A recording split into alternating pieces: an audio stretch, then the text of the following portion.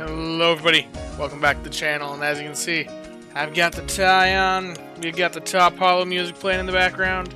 You all know what that means. It's time for some more Pokemon Sleep news. Now, this episode, we're going over something that's a bit more mellow. I'm not expecting this to be a super long video, but we have maintenance coming up. Now, maintenance is to be done October 15th and 16th. That's my local time, though. This will vary from time zone to time zone, so check your news for your time zone. If you really don't want to check the news in the app, this is CST, so do the conversion from CST to whatever your time zone is. But I imagine it's probably easier for you to just check your own time zone, your own app. So there is maintenance happening. Get your Pokemon meals in before the maintenance begins to make sure you don't miss a meal. But the big things that I want to talk about outside of just announcing when the maintenance is what's happening in the maintenance. Now, preparation for new events. They said there's going to be event announcements posted at a later date. This is most likely in reference to Halloween, if I had to guess. We don't know exactly because it doesn't say here, but it's a future event. We already have information about any events that are coming up anytime soon. So it's probably Halloween. Max expanded capacity limits to be unlocked. Now, this is something pretty big. A lot of people theorized for a while that the ingredient bag was going to be capped at 700 eternally.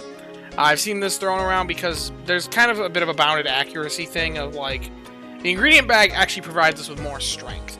Pokemon box storage capacity, they can infinitely add on to that. It's not going to help someone get more strength. Same thing with the item bag. You're not going to be gaining more strength by having a larger item bag or by having a larger number of Pokemon that you can hold. Meanwhile, the ingredient bag, it allows you to carry over more strength from one week into the next, which is a very powerful thing. If I had to guess, this is probably mildly in preparation for the upcoming release of Amber Canyon. We're probably going to get larger meals with a new ingredient, as they've added new ingredients with every other island and increased the maximum meal capacity.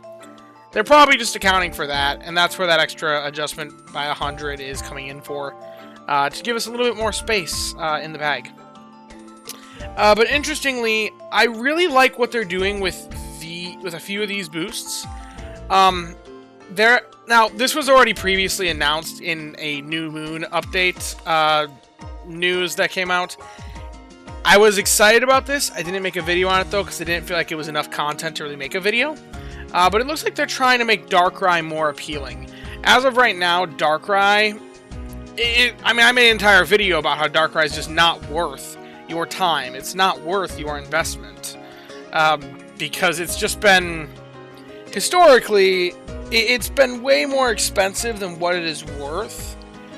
And if we really go into the Bad Dreams skill and compare it to the base skill of Charge Strength M. Let's, so Charge Strength M at main skill level 6 is 4546. If we compare that to Bad Dreams Charge Strength level 6, it's 13638. Which I remember there was a nice conversion. I should have done this beforehand, but I didn't, so you guys get to see me live struggle to do math. It's 3 times, so... And that's pretty consistent across all the levels. 880 times 3, 2640, and you can check it out at the other ones. I'm pretty certain it comes out to be 3 times at all levels. But if that's the case, then we can expect that level 7 is probably going to be 6403 times 3, which is roughly 19,227 per proc. This definitely would give Darkrai a bit more viability, as that is increasing his productivity by... off the main skill by 41% roughly, if they keep that trend up of making it just 3 times the value. So that would make Darkrai decently better. It'd probably put more value on skill triggers over Berry Finding Essence and more speed. I'm not saying that it's going to make an impact. We could do some calculations for Darkrai based off of that, but the bigger thing that I want to talk about is not necessarily that they're making Darkrai better, more that they're making it more accessible. From here going forward, if we encounter Darkrai or any special Pokemon, now, I like the way they're phrasing that, because that also means that they're adjusting this for future mythical Pokemon. It seems like they have taken the feedback that a lot of people have given of how Darkrai just sucks. They're probably also seeing data that I assume a lot of people, like myself, are probably just ignoring Darkrai because he's been way too expensive and inaccessible. That they're probably not seeing the fan hype that they thought they would get around Darkrai. Now that's me just speculating. I can't see the behind the scenes, but I know that for many players, Darkrai just shows up. And it's like, okay, it eats my drowsy power. That kind of sucks. But now, if you just by encountering it, you get 3 friendship points. Now this means that you don't even have to use Pokebiscuits to catch it. Granted, it'll take you a couple months to catch one. If it shows up hungry, maybe it's actually worth it to toss a Pokebiscuit.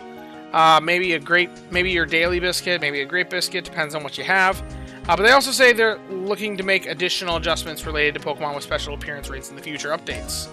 I like the way they're also talking about this, because this also implies more special appearance rate Pokemon coming around, which that can only really be assumed to be other mythicals, because legendaries, we've already seen how they've been treated, basic legendaries.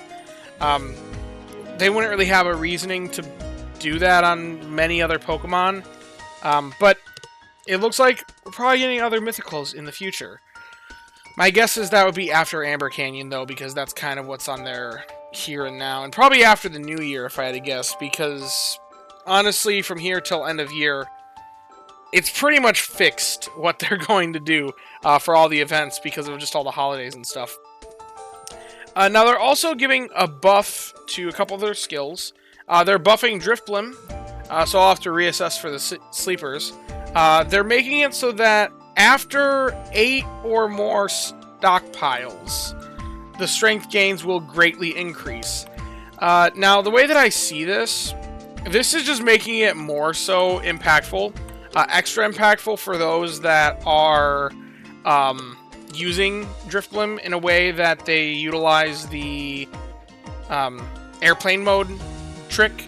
For those of you that don't know, you can go into airplane mode when you have a skill proc there.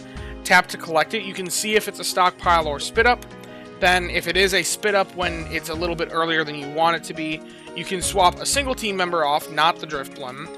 It clears that specific trigger or any triggers that it has, and then you can let it collect again to get more stockpiles instead of a spit up. That way you can force, by wasting a few procs, you can force that it always procs at its highest level. With this, if they don't patch out that exploit, then it was already optimal to use Drifblim in that way. It's going to be even more so because they're saying they're only buffing it by when it has its trigger 8 or more times. Now, before it was always the case that you wanted at least 7 to be better than 0 procs. So that's still going to be the case. It's going to be an even more gambly Pokemon than it was before. Overall, I think the fundamental mechanic problems with Stockpile are still there, and it's still going to be a problematic Pokemon. I still don't think it's going to be great.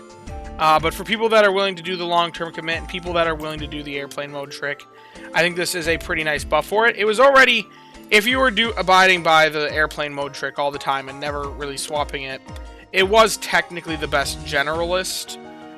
Even better than Golduck and better than Ampharos if you actually look at the strength gains produced by it. I actually intended to make a video on it a while back. But it's going to be even more powerful using it in that way. I still don't think it's a great Pokemon, though. But we'll have to see by how much they increase it by, because maybe it'll be the ultimate gambling Pokemon.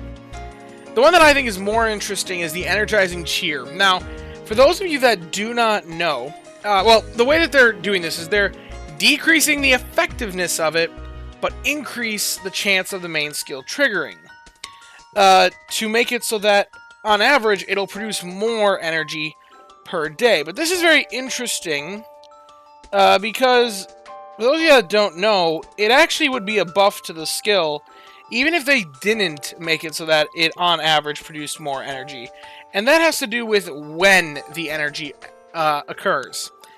Now, there's a little bit of weird math here, but if you get into really the nitty-gritty with these energy curves, the way that Energizing Cheer right now, it really gives like 50%, it's like 50.6% energy, I think, to like let's say we have 5 procs per day. That means each Pokemon's getting 1 proc per day on average, if you're working with averages, which we'll get around to that soon. But working with averages, 1 proc per day at 50.6, you can see that the average is 1.9154 times per day. Let's cut this in half to 25.3 with 2 procs per day. Same amount of energy recovered, but split across multiple times throughout the day. It's now going to 1.9353. So 9353 versus 9154. You can see there's actually an impact made just by it being more procs of weaker value. This is one of the reasons why Energizing Cheer has been worse than Energy for Everyone. It's less consistent, it procs less per day, and it's more focused on big procs all at once to a single Pokemon rather than a lot of smaller procs throughout the day.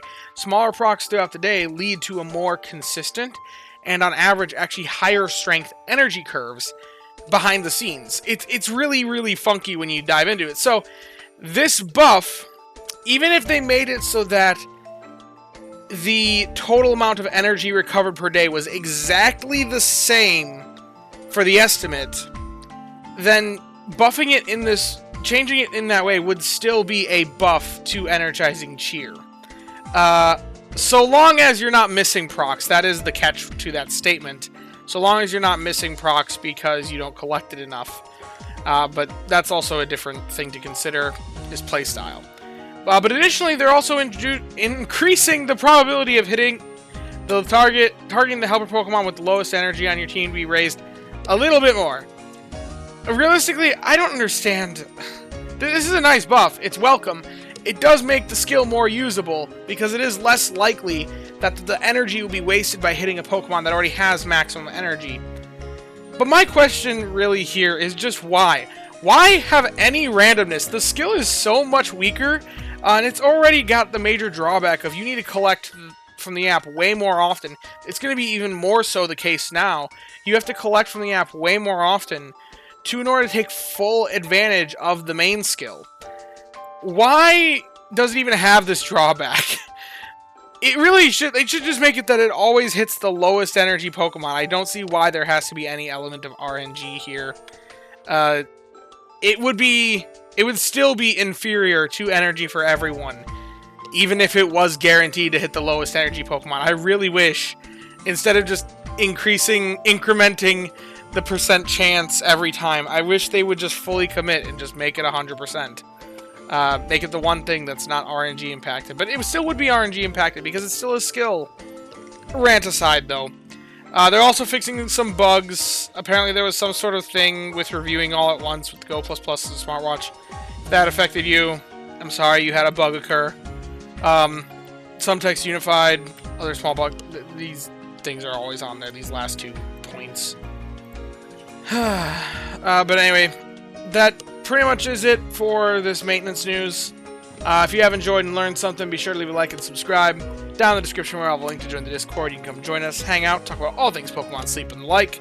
A huge thank you to all my channel members. It really means a lot to me that you guys are showing your support financially, despite there being no paid rewards for members. If you too want to become a channel member, then feel free to click that join button down below. And as always, I thank you all for watching and hope that you all have a wonderful day. Bye-bye now.